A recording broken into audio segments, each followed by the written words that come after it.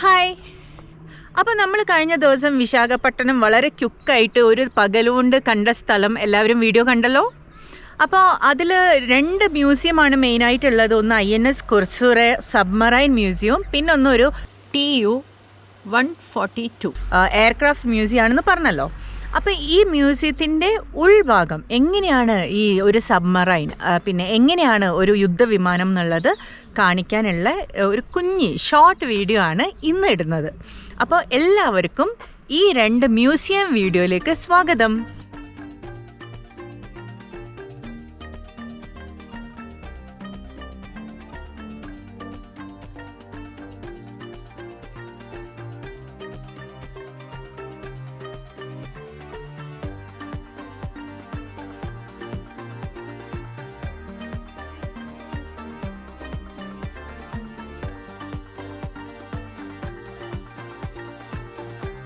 അപ്പം INS Kursura submarine museum ഇത് വിശാഖപട്ടണത്താണ് സ്ഥിതി ചെയ്യുന്നത്. വിശാഖപട്ടണത്തെ രാമകൃഷ്ണ ബീച്ചിൻ്റെ അരികിലാണ് ഇത് സ്ഥാപിച്ചിരിക്കുന്നത്. അപ്പം മ്യൂസിയം എന്ന് പറയുമ്പം ഇത് INS കുർസുറ സബ്മറൈൻ തന്നെ കടലിൽ നിന്നും എടുത്തുകൊണ്ട് കരയിൽ വെച്ചിട്ടാണ് ലിവിങ് മ്യൂസിയമാണ് കേട്ടോ. അതിൻ്റെ ഒരു ഡെമോ ഒന്നുമല്ല, റിയൽ മ്യൂസിയമാണ്.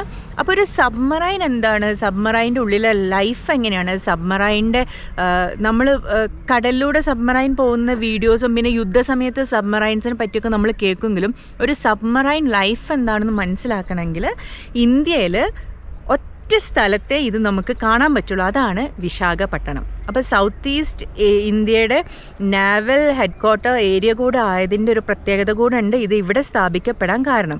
പിന്നെ ഇവിടുത്തെ ഈ കടലിൻ്റെ ഗ്രേഡിയൻറ്റും വളരെ അനുകൂലമായതുകൊണ്ടാണ് ഇതിവിടെ സ്ഥാപിച്ചതെന്നാണ് പറയുന്നത്.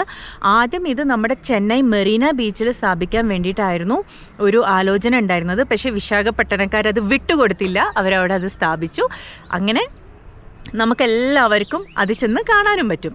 അപ്പം ഈ മ്യൂസിയത്തിനെ പറ്റി പറയുകയാണെങ്കിൽ ഈ സബ്മറൈനെ പറ്റി ആണ് ആദ്യം പറയാനുള്ളത്. സബ്മറൈൻ എന്ന് പറഞ്ഞാൽ 1969 സോവിയറ്റ് യൂണിയൻ്റെ അണ്ടറിലാണ് ഇതിൻ്റെ മേക്കിംഗ് കഴിഞ്ഞ് അത് ഇന്ത്യയിൽ മുംബൈ പോർട്ടിലാണ് ആദ്യമായിട്ട് ഇന്ത്യയിലേക്ക് വരുന്നത്. മുംബൈ പോർട്ടിലൂടെയാണ്. 1971 നടന്ന ഇൻഡോ പാക് യുദ്ധത്തിൽ വളരെ വലിയ പങ്ക് ഈ സബ്മറൈൻ വഹിച്ചിരുന്നു എന്നാണ് അവിടെ മ്യൂസിയത്തിലൊക്കെ ചെല്ലുമ്പോൾ അതിൻ്റെ കുറേ കാര്യങ്ങൾ അവിടെ ഡിസ്പ്ലേ ചെയ്തിട്ടുണ്ട്. 31 വർഷമാണ് ഇത് സർവീസിലുണ്ടായിരുന്നത്. അതിൻ്റെ ഇടയ്ക്ക് 82-ലും 85-ലും ഒന്നുകൂടെ അത് റീഫിറ്റ് ചെയ്യാൻ വേണ്ടിയിട്ട് വീണ്ടും കൊണ്ടുപോയി ഒന്നും കൂടെ അത് റീഫിറ്റ് ചെയ്ത് വീണ്ടും വളരെ ഉഷാറായിട്ട് പ്രവർത്തന യോഗ്യമാക്കി തിരിച്ച് 85-ൽ കൊണ്ടുവന്നു ഫിറ്റ് കണ്ടീഷനിൽ. എന്നാൽ 2001-ലാണ് ഡീകമ്മീഷൻ സെറിമണി നടക്കുന്നത്. അതിൻ്റെ കുറച്ച് മുമ്പ് തന്നെ അത് സർവീസിൽ നിന്ന് വിരമിച്ചിരുന്നു. ബിക്കോസ് ഓഫ് മെഷീൻ ഫെയിലിയർ തന്നെയാണ് കാരണം പറഞ്ഞത്. INS കുർസുറ സബ്മറൈൻ എന്ന് പറയുന്ന മിലിറ്ററിയിൽ നിന്നും 31 വർഷത്തെ സർവീസിന് ശേഷം വിരമിച്ച് നിൽക്കുന്ന സമയത്ത് ഒരാശയം വന്നു, ഇതിങ്ങനെ മ്യൂസിയമാക്കി ലിവിങ് മ്യൂസിയമാക്കിയിട്ട് ആളുകൾക്ക് വേണ്ടിയിട്ട് വെച്ചാലോ എന്ന്. അപ്പോൾ ശരിക്കും പറഞ്ഞാൽ ഇവർ ഫേസ് ചെയ്ത ഒരു കാര്യം എന്ന് പറയുന്നത് ഇത് കടലിലല്ലേ ഉള്ളത്. അപ്പോൾ കടലിൻ്റെ മേലെ കൂടെ പോവും, ഒരു പെരിഫറൽ ലെവലിലൂടെ പോകും. ഇനി ഇത് ഡൈവ് ചെയ്യും. വിത്തിൻ 45 സെക്കൻഡൊക്കെയാണ് ചില സിറ്റുവേഷനിൽ ഡൈവിങ് ഇൻസ്ട്രക്ഷൻ കിട്ടിയാൽ ഒറ്റയടിക്ക് കടലിൻ്റെ അടിയിലേക്ക് ഡൈവ് ചെയ്യാമെന്നാണ് പറയുന്നത്. അതും 300 മീറ്റർ അടിയിലേക്ക് ഇത് ഡൈവ് ചെയ്ത് പോകുന്ന പറയുന്നത്. അങ്ങനെ ദിവസങ്ങളോളം കടലിൻ്റെ അടിയിൽ താമസിക്കും അത്ര. ഇതൊക്കെ നമുക്ക് പറഞ്ഞു തരാൻ വേണ്ടിയിട്ട് അവിടെ അവരുടെ തന്നെ ട്രെയിൻഡ് ആളുകളുണ്ട് കേട്ടോ. അപ്പോൾ അവർ നമുക്കിതൊക്കെ പറഞ്ഞു തരും അവിടുത്തെ ലൈഫ് എങ്ങനെയായിരുന്നു എന്നൊക്കെ ഉള്ളത്. അപ്പം ഇത് കടലിൽ നിന്ന് കരയിലേക്ക് കയറ്റലായിരുന്നു ഏറ്റവും വലിയ ചാലഞ്ച് ഉണ്ടായിരുന്നത്. അപ്പോൾ അത് കരയിലേക്ക് കയറ്റാൻ ഏകദേശം 18 മാസത്തെ വളരെ ശ്രമകരമായ machine and man power use ചെയ്തിട്ട് ചെങ്ങലയൊക്കെ ഇട്ട് വലിച്ചൊരു ട്രാക്ക് ഇട്ടിട്ടാണ് ഇത് കയറ്റിയതെന്നാണ് പറയുന്നത്. സ്ലോ ഫേസിലാണ് കയറ്റിയത്. കാരണം കാറ്റുകൊണ്ടും പിന്നെ ഇതിൻ്റെ വെയിറ്റ് എന്ന് പറയുമ്പം ഇപ്പോൾ നമ്മളൊരു ഷിപ്പ് കരയിലാണെങ്കിൽ അവർ പറയുന്നത് ഒരു സ്ക്വയർ മീറ്ററിന് 4 ടണ്ണാണ് വെയിറ്റ് എന്ന് വെച്ചാൽ സബ്മറൈൻ കരയിൽ ടച്ച് ചെയ്ത് കഴിഞ്ഞാൽ ഒരു M² 18 ടൺ വെയിറ്റ് വരുന്നു. അതായത് എൻ്റെ ഒരു 4 ഇരട്ടി വെയിറ്റ് വരുന്നു. അതുകൊണ്ട് തന്നെ ഈ പുള്ള ചെയ്ത് കയറ്റൽ വിചാരിച്ച പോലെ അത്ര ഈസി ആയിരുന്നില്ല. വളരെ ചാലഞ്ച് ഫേസ് ചെയ്തു. പക്ഷേ ഒടുവിൽ 1999 തുടങ്ങിയ ആശയം 10 വർഷം എടുത്തെങ്കിലും 2001 കംപ്ലീറ്റ് ചെയ്തു. കമ്മീഷനിങ് സെറിമണി നടത്തി 2002 തൊട്ട് നമുക്കെല്ലാവർക്കും കാണാൻ വേണ്ടി ഓപ്പൺ ചെയ്ത് വെച്ചിരിക്കുകയാണ്. അപ്പം സബ്മറൈൻ്റെ എങ്ങനെയായിരുന്നു, അതിൽ 7 കമ്പാർട്ട്മെൻറ്റാണ്. അപ്പോൾ അവരുടെ ലൈഫ് സ്റ്റൈൽ എങ്ങനെയായിരുന്നു എന്നുള്ളൊരു കുഞ്ഞു വീഡിയോ, ഷോർട്ട് വീഡിയോ ഞാനിപ്പോൾ ഇവിടെ ഇടുന്നുണ്ട്. ഇത് കണ്ടു കഴിഞ്ഞാൽ എന്തായാലും സബ്മറൈനെ പറ്റിയിട്ട് ഒരു ഐഡിയ കിട്ടും. ഒരു സബ്മറൈൻ്റെ പ്രവർത്തനം എങ്ങനെയായിരുന്നു, അതിൻ്റെ അകത്ത് ലൈഫ് എങ്ങനെയാണ്, അതിൻ്റെ അകത്തെ സൗകര്യങ്ങൾ എങ്ങനെയാണ്, ഇതെല്ലാം നമുക്ക് ഈ ഒരു മ്യൂസിയം വിസിറ്റ് ചെയ്യുമ്പോഴാണ് മനസ്സിലാവുന്നത്. പിന്നെ ഇത് വിസിറ്റ് ചെയ്യുമ്പം തന്നെ ഇവിടെ ഓൾറെഡി അതിൽ വർക്ക് ചെയ്ത് റിട്ടയറായ ആളുകളെ ട്രെയിൻ ചെയ്തിട്ട് ഉള്ള ആളുകളെയൊക്കെ അവിടെ നിർത്തിയിട്ടുണ്ട്. നമുക്കിതിനെപ്പറ്റി പറഞ്ഞു തരും, ഒരു ബ്രീഫിംഗ് തരും. ഈ ഒരു സബ്മറൈൻ എന്ന് പറയുന്നത് INS കൊർസുറ ഏകദേശം 91.3 മീറ്റർ നീളവും 15 മീറ്റർ ഉയരവും. 15 മീറ്റർ എന്ന് പറഞ്ഞാൽ 4 നില ബിൽഡിങ്ങിൻ്റെ ഉയരം. പക്ഷേ ഇതിൻ്റെ അകത്ത് ആ പറയുന്ന ഒരു സ്പേസിലല്ല ഇതിൻ്റെ അകത്തുണ്ടായിരുന്ന ക്രൂ മെമ്പേഴ്സ് മാസങ്ങളോളം വെള്ളത്തിൻ്റെ അടിയിൽ നിന്നിരുന്നത്. അതിൽ കൂടുതൽ പ്രിവിലേജ് അവിടെയുള്ള മെഷീനറീസിനും മറ്റ് ഈ പറയുന്ന ടെക്നിക്കൽ തിങ്സിനായിരുന്നു കൊടുത്തിരുന്നത്. ഇതൊക്കെ ഇതിൻ്റെ അകത്ത് കയറുമ്പോഴാണ് നമുക്ക് മനസ്സിലാവുക. ഇതിൻ്റെ അകത്ത് കയറുമ്പം തന്നെ നമുക്ക് വളരെ ക്വിക്ക് ഷോർട്ടായിട്ട് അവിടെയുള്ള ഉദ്യോഗസ്ഥർ ഇതിനെപ്പറ്റി ഒരു ബ്രീഫിംഗ് ഒരു 5 മിനിറ്റിൽ പറഞ്ഞു തരും. അങ്ങനെ ഞങ്ങൾക്കും കയറിയ സമയത്ത് ഒരാൾ ഇതിനെപ്പറ്റി പറഞ്ഞു തന്നു. The length of the submarine 92 meters. 92 meters. And the total working staff on board submarine 75 members. This submarine dives underwater 280 meters. 380 meters. Okay. And this is the main weapon, torpedo. This is called the underwater weapon, torpedo. So we'll be carrying 22 torpedoes on board submarine. Oh. And firing torpedo through this tube. Round one, no? This is called the torpedo tube. Okay. So we have 6 tubes ready to fire. And here left 6, right 6, you have spare torpedoes. So you can fire 18 torpedoes from forward side and 4 torpedoes from rear side. Okay. This submarine taken part in 1971 India-Pakistan war. Okay. And succeeded, came back. And after converting, he's done some modification on board submarine. This is the actual non-door. Okay. This is the artificial for public convenience. We have a center compartment, third compartment there is a ladder. Through ladder only people coming. That is the main entrance. Okay. So From top. Yeah, from top. That is difficult to come for ladies and children. Total 7 compartment. Next captain cabin, officers accommodation, dining. Please. Okay, thank you. Hello. ആദ്യം first compartment എന്ന് പറയുന്നത് torpedoes ആണ്. നേരത്തെ അദ്ദേഹം പറഞ്ഞ പോലെ തന്നെ നമുക്ക് ഫ്രണ്ടിൽ 18 ടോർപിഡോസും ബാക്കിൽ 4 ടോർപിഡോസാണുള്ളത്. അത് കഴിഞ്ഞ് നമ്മൾ കയറുമ്പം തന്നെ റൈറ്റ് സൈഡിൽ ക്യാപ്റ്റൻ്റെ റൂം കാണാം. വളരെ ചെറിയ റൂം, ഒരു ബെഡ്, ഒരു ടേബിള്, ഒരു ഷെൽഫ് മാത്രമേ ഒരു ക്യാപ്റ്റൻ്റെ റൂമിനുള്ളൂ. അതിൻ്റെ നേരെ ഓപ്പോസിറ്റ് ആയിട്ട് തന്നെ നമുക്ക് സോണാർ റൂമാണ് കാണുന്നത്, അതായത് സൗണ്ട് എഞ്ചിനീയർ റൂം. ഈ റൂമിൽ ഇരുന്നിട്ടുള്ള ഓഫീസറാണ് ഒരു 25 കിലോമീറ്റർ അപ്പുറം വരെയുള്ള ചെറിയ മൈന്യൂട്ട് സൗണ്ട് പോലും ഡിറ്റക്റ്റ് ചെയ്തിട്ട് ക്യാപ്റ്റനെ റിപ്പോർട്ട് ചെയ്യും.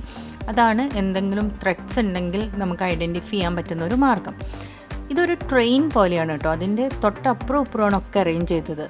ഈ കുറേ ഡോർമെട്രീസ് നമുക്ക് കാണാം. കാരണം ഇതിൽ 77 മെമ്പേഴ്സ് ഉണ്ടെന്ന് പറഞ്ഞല്ലോ. അതിൽ ഈ സെയിലേഴ്സ് ബങ്ക് ബെഡ്സ് ഉള്ള ടൈപ്പ് ഡോർമെട്രീസിലാണ് അവർ കിടന്നിരുന്നത്. അതിൻ്റെ ഓപ്പോസിറ്റ് വീണ്ടും ഡോർമെട്രീസ് കാണാമായിരുന്നു. ഇതെല്ലാം സെയിലേഴ്സിന്, അതായത് ക്രൂ മെമ്പേഴ്സിനുള്ള ഡോർമെട്രീസാണ് ഉള്ളത്. പിന്നെ അത് കഴിഞ്ഞ് കുറച്ചും കൂടെ മുന്നോട്ട് പോകുമ്പോൾ സെക്കൻഡ് കമ്പാർട്ട്മെൻറ്റിലാണ് കേട്ടോ ഇതെല്ലാം വന്നിരിക്കുന്നത്. നമുക്ക് അവരുടെ ഒരു ഡൈനിങ് റൂം കാണാം. ഈ ഒരു ചെറിയ കോമ്പാക്ട് ഡൈനിങ് റൂമിൽ ഒരു TV അറേഞ്ച് ചെയ്തിട്ടുണ്ട്, ഒരു ചെറിയ ഷെൽഫുണ്ട്. ഇതാണ് അവരുടെ ആകെയുള്ളൊരു റീഫ്രഷ്മെൻറ്റ് ഏരിയ എന്ന് പറയുന്നത്, ഈ ഒരു ഡൈനിങ് സ്പേസ്. ഈ ഡൈനിങ് സ്പേസിൻ്റെ നേരെ ഓപ്പോസിറ്റാണ് ക്യാപ്റ്റൻ്റെയും സീനിയർ എഞ്ചിനീയറിൻ്റെയും ഒരു ചെറിയൊരു ക്യാബിൻ കാണാം. ഇത് കഴിഞ്ഞാൽ നമ്മൾ തേർഡ് കമ്പാർട്ട്മെൻറ്റിലേക്കാണ് കിടക്കുന്നത്. തേർഡ് കമ്പാർട്ട്മെൻറ്റിൽ ഫസ്റ്റ് സ്പേസിൽ തന്നെ നമ്മൾ കാണുന്നതെന്ന് പറഞ്ഞു കഴിഞ്ഞാൽ ഒരു സൈഡിൽ റഡാർ റൂം കാണാം. അതായത് നമുക്ക് ഈ വരുന്ന മെസ്സേജസ് ഒക്കെ ഡീകോഡ് ചെയ്യാനുള്ളൊരു സ്പേസ് കാണാം. അതല്ലാണ്ട് ഒരു ചാർട്ട് റൂം കാണാം. ഈ ചാർട്ട് റൂം എന്ന് പറയുന്നതാണ്, ഇപ്പോൾ ഒരു എക്സാമ്പിൾ പറയുകയാണെങ്കിൽ, ഇപ്പോൾ ഒരു സബ്മറൈൻ വിശാഖപട്ടണത്തിൽ നിന്ന് മുംബൈയിലേക്ക് വരികയാണെന്ന് വിചാരിക്കാം. അപ്പോൾ ഇവർ ഓൾറെഡി ഒരു പ്രീ പ്ലാൻ റൂട്ട് മാപ്പ് ഇടും. അപ്പോൾ ഈ റൂട്ട് മാപ്പ് പ്രകാരമാണോ നമ്മുടെ സബ്മറൈൻ സഞ്ചരിക്കുന്നതെന്നുള്ളത് ഓരോ അരമണിക്കൂറിലും ഈ ചാർട്ട് എഞ്ചിനീയർ ചെക്ക് ചെയ്യും. ഡീവിയേഷൻ ഇല്ലല്ലോ. ഇതാണ് ആ റൂം. അതിൻ്റെ തൊട്ടടുത്ത് തന്നെ ഒരു വളരെ കോമ്പാക്റ്റ് ഒരു ടോയ്ലറ്റ് കാണാം. ഒരു ക്ലോസറ്റും ഒരു വാഷ് ബേസിൻ ഫെസിലിറ്റിയും പൈപ്പുമാണ് ഉള്ളത്. ഈ മൊത്തം സബ്മറൈനിൽ 2 ടോയ്ലറ്റാണ് കണ്ടത് കേട്ടോ. ഇത്രയും പേർക്കുള്ള ടോയ്ലറ്റ് 2 അത് കഴിഞ്ഞ് നമ്മൾ 3rd കമ്പാർട്ട്മെൻറ്റ് ഉള്ളിലേക്ക് കയറുമ്പം ഈ കമ്പാർട്ട്മെൻറ്റാണ് ഹാർട്ട് ഓഫ് ദ സബ്മറൈൻ എന്ന് വേണമെങ്കിൽ പറയാൻ പറ്റുന്നത്. അതായത് ഇവിടെ നിന്നാണ് മൊത്തം കൺട്രോളിങ് സിസ്റ്റം, ടോർപിഡോസ് വിടണോ വേണ്ടയോ, എങ്ങോട്ടാണ് പോകുന്നത്, എങ്ങോട്ട് ഡീവിയേറ്റ് ചെയ്യണം, ഈ കാര്യങ്ങളൊക്കെ ഡിസൈഡ് ചെയ്യുന്ന ഒരു ഏരിയ എന്ന് പറയുന്നത് ഈ 3rd കമ്പാർട്ട്മെൻറ്റിൽ വെച്ചിട്ടാണ്. ഇത്രയും കോമ്പാക്റ്റ് സ്പേസ് ആണ് കേട്ടോ, നടക്കാനുള്ളൊരു സ്പേസേ ഉള്ളൂ. Full machinery and control system. പക്ഷേ ഇവിടെയാണ് at A time minimum 25 members എങ്കിലും ഉണ്ടാവും ഇത് കൺട്രോൾ ചെയ്യാൻ. ഇൻ കേസ് അത് വാർ സോണിൻ്റെ സമയത്താണെങ്കിൽ 25ലും കൂടുതൽ ആളുകൾ ഈ റൂമിൽ ഫുൾ ടൈം, അതായത് മൊത്തം കമാൻഡിങ് ഓഫീസേഴ്സ് ഈ റൂമിലാണ് ഉണ്ടാവുക എന്നാണ് പറയുന്നത്. 4th കമ്പാർട്ട്മെൻറ്റിലേക്ക് കിടക്കുമ്പോൾ ഇതേപോലെ ഒരു നാരോ പാസേജിലൂടെയാണ് കിടക്കുന്നത്. താഴെ ഭാഗത്ത് ഒരു ഡക്ക് പോലെ കാണായിരുന്നു, സ്റ്റെയർ ഇറങ്ങി പോകുന്നത്. അണ്ടർ വാട്ടർ ഡൈവ് ചെയ്യുന്ന സമയത്ത് എയർ ഇല്ലല്ലോ, അപ്പം ഇത് ബാറ്ററിയിലാണ് പ്രവർത്തിച്ചത്. അതിന് വേണ്ടിയിട്ട് 448 ബാറ്ററീസ് ഇവിടെ കപ്പാസിറ്റി വെച്ചിട്ടുണ്ട്. അതാണ് ഈ അണ്ടർഗ്രൗണ്ടിലുള്ളത്. പിന്നെ വീണ്ടും നമ്മൾ മുന്നോട്ട് പോകുന്ന സമയത്ത് റൈറ്റ് സൈഡിൽ സീനിയർ സെയിലേഴ്സിൻ്റെ ഡോർമെട്രി കാണാം. അവിടെ ഈ ഡൈവ് ചെയ്യുമ്പോൾ അണ്ടർ വാട്ടർ പോകുമ്പോഴുള്ള അവരുടെ ഡ്രസ്സും കോസ്റ്റ്യൂമൊക്കെ അവർ ഡിസ്പ്ലേ ചെയ്തതായിട്ട് കാണാമായിരുന്നു. പിന്നെ അവിടുന്ന് വീണ്ടും കുറച്ചും കൂടെ ഇതൊരു ട്രെയിൻ പോലെയാണ് കേട്ടോ, കുറച്ചേ നമുക്ക് മുന്നോട്ട് പോകുമ്പം അങ്ങനെ, അതായത് ലിവിങ് സ്പേസുകൾ വളരെ കോമ്പാക്റ്റ് ആക്കിയിട്ട് മാക്സിമം പ്രിവിലേജ് കൊടുത്തിരിക്കുന്ന ഇതിൻ്റെ മെഷീനറീസിനാണ്. അപ്പോൾ മുന്നോട്ട് പോകുന്ന സമയത്ത് തന്നെ റൈറ്റ് സൈഡിൽ ഒരു ചെറിയ റൂം കാണാം, അതാണ് ഇവിടുത്തെ കിച്ചൺ. ഈ 77 ആളുകൾക്കും വേണ്ടി 2 കുക്കാണ് ഈ സബ്മറൈനിൽ ഉണ്ടാവുക. അവരാണ് ഈ ഫുൾ ക്രൂവിന് പാചകം ചെയ്യുന്നത്. അത് കഴിഞ്ഞ് നമ്മൾ താഴേക്കൊരു സ്റ്റെപ്പ് ഇറങ്ങണം. ആ ഇറങ്ങുന്നത് 5th കമ്പാർട്ട്മെൻറ്റിലേക്കാണ്. അപ്പോൾ ഇവിടെയും same full control system, meters, പിന്നെ സ്വിച്ചസ്, ഇങ്ങനെ എല്ലാ കാര്യങ്ങളും കൊണ്ട് ഫിൽഡാണ്.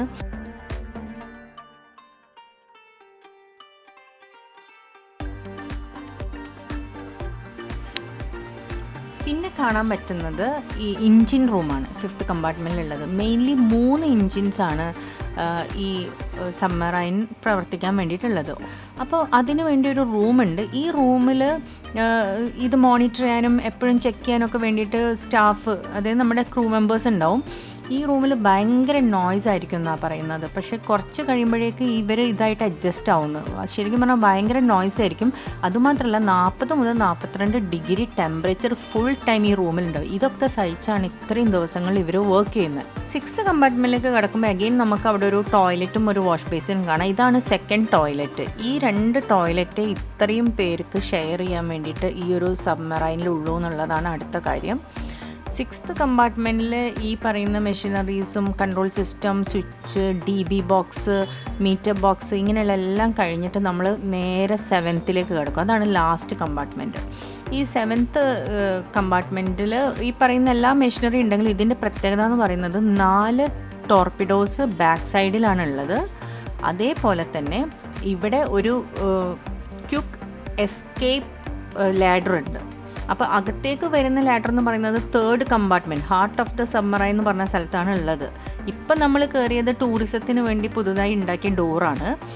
അതേപോലെ തന്നെ എസ്കേപ്പ് വെച്ചിരിക്കുന്നത് 7th കമ്പാർട്ട്മെൻറ്റിലാണ്. ഇത് കൂടാതെ ചെറിയ ചെറിയ ഡിസ്ട്രസ്സൊക്കെ മനസ്സിലാവാനും പെട്ടെന്ന് ആ സിഗ്നൽ കിട്ടാനൊക്കെ ഉള്ള അങ്ങനത്തെ സിസ്റ്റംസും ഈ 7th കമ്പാർട്ട്മെൻറ്റിലാണ് സ്ഥാപിച്ചിരിക്കുന്നത്. ഇത് കഴിഞ്ഞ് നമുക്ക് പുതുതായി ടൂറിസം പർപ്പസിൽ ഉണ്ടാക്കിയ ഡോറ് വഴി നമുക്ക് പുറത്തേക്ക് ഇറങ്ങാം. നേരെ കാണുന്നത് നമ്മുടെ RK ബീച്ചാണ്. അപ്പോൾ ഈ സബ്മറൈൻ നമ്മൾ വിസിറ്റ് ചെയ്ത് ഈ 30 ദിവസം തൊട്ട് 3 മാസം 4 മാസം വരെ കടലിൻ്റെ അടിയിൽ ഇതിങ്ങനെ ഇരിക്കുമ്പം ഇവർ ഇത്രയും പേരുടെ ലൈഫ് എന്ന് പറയുന്നത് ഒരു പ്രത്യേക ഒരു ലൈഫായിരിക്കുമല്ലോ. അപ്പോൾ അത്രയും വളരെ കപ്പാസിറ്റി വേണം. അപ്പോൾ അതിന് അവർ പറയുന്നത് അത്രയും വലിയ ട്രെയിനിങ് കഴിയുന്നുണ്ട്. അതായത് 1 വർഷത്തോളം മിനിമം ട്രെയിനിങ്ങും പല എക്സ്ട്രീം രീതിയിലുള്ള ട്രെയിനിങ് കഴിഞ്ഞിട്ട് ഡോൾഫിൻ സർട്ടിഫിക്കറ്റ് റിസീവ് ചെയ്യുന്ന സെയിലേഴ്സ് മാത്രമാണ് ഈ സബ്മറൈൻ ക്രൂവിൽ യാത്ര ചെയ്യുന്നതെന്നാണ് പറയുന്നത്. അപ്പോൾ ഇതെന്തായാലും മസ്റ്റ് വിസിറ്റ് ആയിട്ടുള്ളൊരു പ്ലേസാണ് ഇന്ത്യയിലെ. അപ്പോൾ നമുക്ക് ഇത് കാണാൻ ഇന്ത്യയിൽ ഒരേ ഒരു സ്ഥലത്തേ വരാൻ പറ്റുള്ളൂ, അത് നമ്മുടെ വിശാഖപട്ടണത്താണ്. ബാക്കിയുള്ള ഇതിപ്പോൾ 5th സബ്മറൈൻ ആയിരുന്നു, പക്ഷേ ഇതല്ലാണ്ട് 7 സബ്മറൈനോളം ഡീകമ്മീഷൻ ചെയ്തതൊന്നും ഇപ്പോൾ എക്സിസ്റ്റ് ചെയ്യുന്നില്ല. ഈ ഒരൊറ്റ സബ്മറൈൻ മാത്രമേ നമ്മൾ ഇങ്ങനെ ലിവിങ് മ്യൂസിയമായിട്ട് ഇപ്പോഴും നമുക്ക് വേണ്ടി തുറന്നു വെച്ചിട്ടുള്ളൂ. INS കുർസുറ സബ്മറൈൻ മ്യൂസിയം കണ്ടു കഴിഞ്ഞാൽ അതിൻ്റെ നേരെ ഓപ്പോസിറ്റാണ് എയർക്രാഫ്റ്റ് മ്യൂസിയം. അവിടെയും ഇതേപോലെ തന്നെ ഒരു യുദ്ധവിമാനം അങ്ങനെ തന്നെ ഡീകമ്മീഷൻ ചെയ്തിട്ട് അവിടെ മ്യൂസിയമാക്കി വെച്ചിട്ടുണ്ട്. അപ്പോൾ നമുക്ക് അതിൽ കയറി അതിൻ്റെ അകത്ത് എങ്ങനെയാണ് അതിൻ്റെ ഉള്ളിലെ സിസ്റ്റം, എങ്ങനെയാണ് പൈലറ്റ്സ് ഉണ്ടായിരുന്നത്, എങ്ങനെയാണ് ഈ മിസൈൽസും ബോംബ്സൊക്കെ ആകാശത്തിലൂടെ പോയിട്ട് അവർ പ്രയോഗിക്കുന്നത്, ഇതൊക്കെ നമുക്ക് കാണാൻ പറ്റും. പിന്നെ ഈച്ച് ആൻഡ് എവറി പാർട്ട് നമുക്ക് നടന്ന് കാണാം. പിന്നെ ഒരു വലിയ മ്യൂസിയം ഉണ്ട്. ഫസ്റ്റ് ആ മ്യൂസിയമാണ് നമ്മൾ കാണുന്നത്. മ്യൂസിയത്തിലൂടെ പോകുമ്പോൾ നമുക്ക് ആദ്യം ഒരു സ്റ്റഡി ക്ലാസ് പോലെ നമുക്ക് മനസ്സിലാവും ഇതിൻ്റെ പാർട്സ് എന്തൊക്കെയാണ് യൂസ് ചെയ്യുന്നത്, എന്തൊക്കെ ആണ് സുരക്ഷാ സംവിധാനങ്ങൾ, എസ്കേപ്പ് സംവിധാനങ്ങൾ എന്തൊക്കെയാണ്, മിസൈൽസ്, ബോംബ് ഇതെങ്ങനെയാണ് അപ്ലൈ ചെയ്യുന്നത്, ഇതിനൊക്കെ പറ്റിയ ഒരു ബ്രീഫിംഗ് നമുക്ക് ആ മ്യൂസിയത്തിൽ നിന്ന് കിട്ടും. അത് കഴിഞ്ഞിട്ട് നേരെ അതിൻ്റെ കണ്ടിന്യൂറ്റി ആയിട്ട് നമ്മൾ ഈ എയർക്രാഫ്റ്റിൻ്റെ അകത്ത് കയറി കണ്ട് ഇറങ്ങി പുറത്തേക്ക് വരാം. ഈ എയർക്രാഫ്റ്റ് മ്യൂസിയം ഈ യുദ്ധ വിമാനത്തിൻ്റെ ഉള്ളിലെ കാഴ്ചകൾ വളരെ ചെറിയ ഷോർട്ടായിട്ട് ഞാനിപ്പം ഇവിടെ കാണിക്കുന്നുണ്ട്. ഒന്ന് കണ്ടു നോക്കിയേ.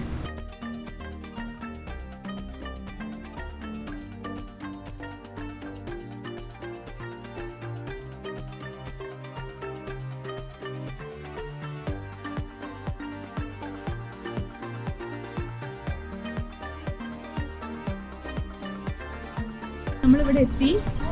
ഇവിടെ എൻട്രി ടിക്കറ്റ് എന്ന് പറയുന്നത് ഒരാൾക്ക് 70 റുപ്പീസാണ്. പിന്നെ ഇവിടെ കയറാൻ ക്യാമറയ്ക്ക് സ്പെഷ്യൽ ചാർജ് ഒന്നുമില്ല.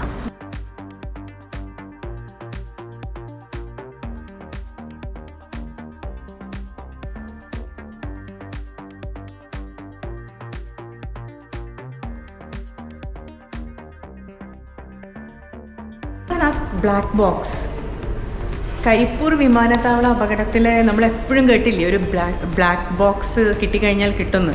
അതാണ് ഇവിടെ ഡിസ്പ്ലേ ചെയ്തിരിക്കുന്നത്. അപ്പോൾ കാണാത്തവർക്ക് വേണമെങ്കിൽ കാണാം. ഞാനിത് ആദ്യമായിട്ടാണ് കാണുന്നത്. Black box is in orange colour. അപ്പോൾ ഇതിലിവിടെ അവർ എഴുതിയിട്ടുണ്ട് ബ്ലാക്ക് ബോക്സ് എന്ന് പറഞ്ഞു കഴിഞ്ഞാൽ കോക്പിറ്റിലെ വോയിസ് റെക്കോർഡിങ്ങും അതുകൂടാതെ ഫ്ലൈറ്റ് ഡാറ്റ റെക്കോർഡ്സും കൂടെ കിട്ടുന്നതാണെന്നൊക്കെ എഴുതിയിട്ടുണ്ട്.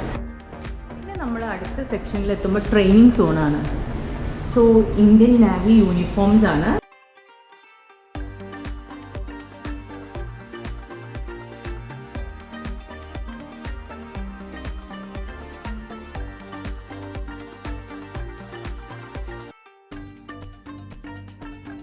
ട്രെയിനിങ് സോൺ കഴിഞ്ഞാൽ പിന്നെ നമ്മൾ പോകുന്നതാണ് എക്വിപ്മെൻറ്റ് സോൺ.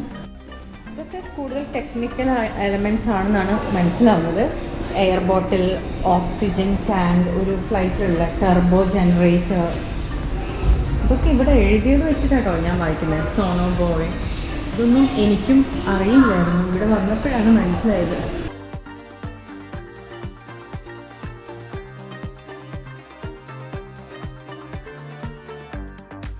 ഫ്ലൈറ്റ് എൻജിൻ, നമ്മൾ സ്കൂട്ടറിൻ്റെ കാറിൻ്റെ ഒക്കെ എഞ്ചിനല്ലേ കണ്ടുള്ളൂ. ഇതാണ് ഫ്ലൈറ്റ് എൻജിൻ. പാരച്യൂട്ടിൻ്റെ ഡിസ്പ്ലേ ആണ്. അതിങ്ങനെ ഇവിടെ ഇങ്ങനെ നമ്മൾ നടക്കുന്നത് ഒരു പന്തൽ പോലെ അതിനുള്ളിലൂടെയാണ്. And that is parachute.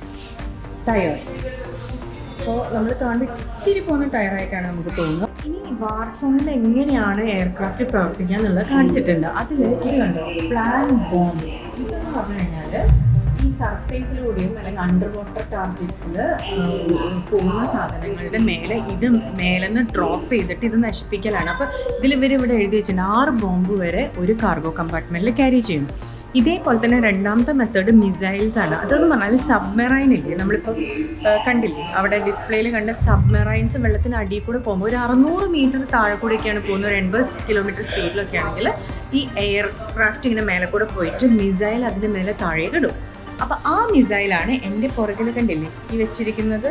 ഇതാണ് മിസൈലിൻ്റെ ഒറിജിനൽ സാമ്പിൾ.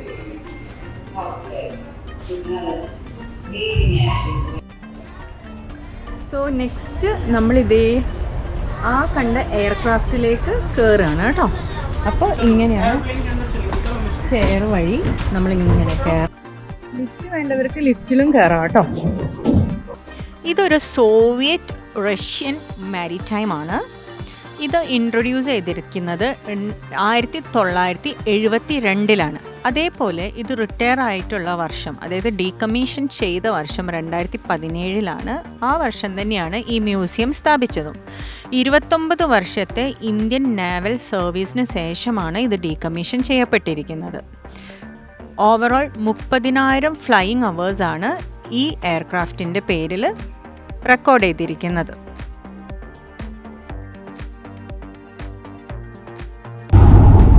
ഇതെല്ലാം അതായത് ഒരു ഫ്ലൈറ്റിന്റെ ബാക്ക് സൈഡാണിത്. നമ്മളിപ്പോൾ കാണുന്നത് ബാക്ക് സൈഡാണ്. ഇത് ഫ്ലൈറ്റിന്റെ ബാക്ക് സൈഡാണ്. ആണ് ഫ്ലൈറ്റിന്റെ ക്രൂ കൺട്രോൾ വിഭാഗം.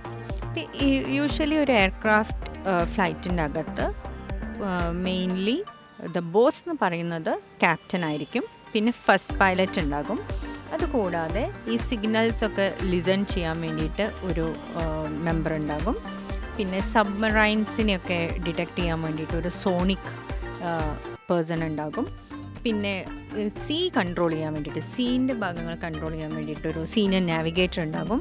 ടാക്കോ ഉണ്ടാകും. പിന്നെ ഫ്ലൈറ്റ് നാവിഗേറ്റർ ഉണ്ടാകും.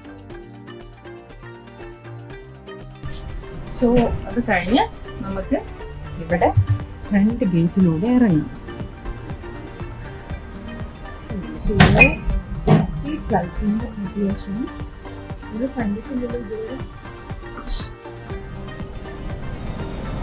ഇപ്പം നമ്മൾ കണ്ട മിസൈലും ബോംബൊക്കെ വിടാനുള്ള താഴെ കൂടിയാണ് കേട്ടോ അവരെ നിക്ഷേപിക്കുക. താഴോട്ട് ഇത് തുറന്നിട്ടേ നമ്മൾ താഴോട്ട് ഇടുക ചെയ്യുക.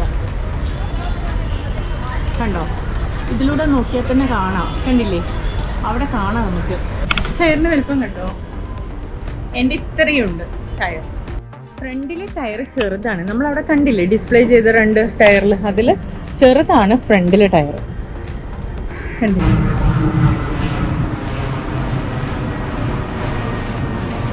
അങ്ങനെ ആണ് നമ്മുടെ IN-312 എന്ന് പറയുന്ന എയർക്രാഫ്റ്റ്, യുദ്ധവിമാനം.